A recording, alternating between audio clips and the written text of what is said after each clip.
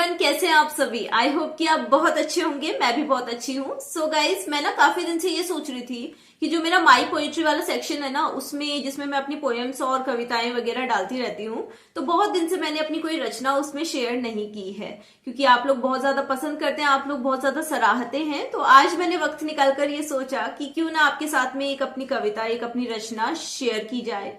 तो आज मैं आप लोगों के लिए लेकर आई हूं अपनी एक पोएम, जिसका जो टाइटल है, जो शीर्षक है, वो है कांटों में मंजिल।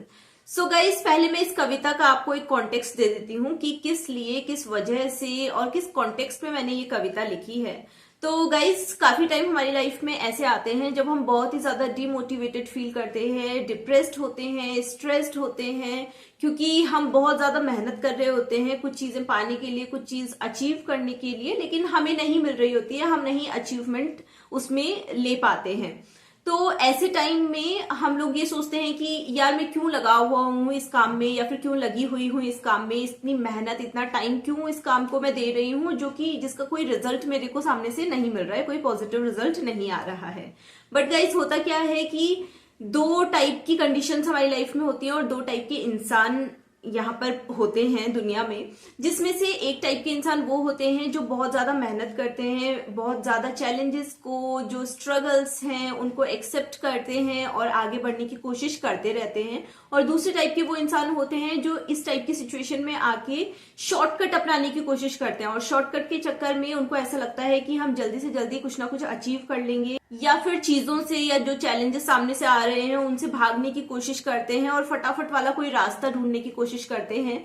और जो लास्ट में अल्टीमेट गोल जो हासिल होता है वो उसी इंसान को होता है जो कि मेहनत से, ईमानदारी से आगे बढ़ा होता है, जो शॉर्टकट का रास्ता अपनाया होता है, जिसने, उसको कुछ टाइम के लिए तो बहुत अच्छा लग रहा होता है, लेकिन at the end of the time वो क्या फील करता है कि उसको बस पश्चाताप के अलावा उसके पास में कुछ रास्ता नहीं बचा होता है। तो इसी कॉन्टेक्स्ट में मैंने ये पोयम लिखी है कि अगर हमारी लाइफ में बहुत ढेर सारे चैलेंजेस आ रहे हैं, बहुत सारी परीक्षाओं को हमको पास करना पड़ रहा है, तो इसका मतलब कि हम उस लायक हैं जिन परिस्थितियों से हमको गुजारा जा रहा है, और हमें टेस्ट किया जा रहा है कि हम कितने अच्छे से उन चैलेंजेस को पार करते हुए, छोटे छोटे स्टेप्स, छोटे छोटे माइलस्टोन्स क्रॉस करते हुए आगे बढ़ते हैं, और जो हमें हासिल करना है, या जो हमारा गोल है, या जो हमारा ऑब्जेक्टिव है, अगर वो अच्छा है तो वो हम अचीव कर पाए, और साथ ही साथ कुछ ना कुछ लर्निंग ले पाए और दूसरों को भी इंस्पायर कर पाए।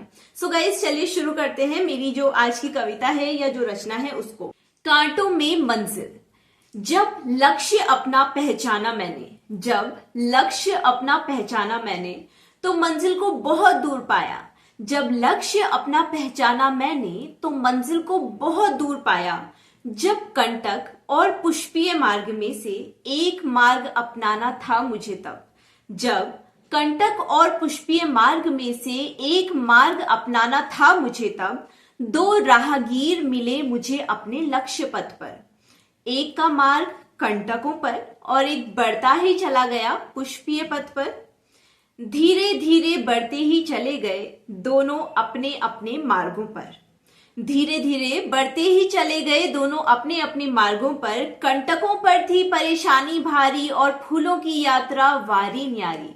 कंटकों पर थी परेशानी भारी और फूलों की यात्रा वारी न्यारी।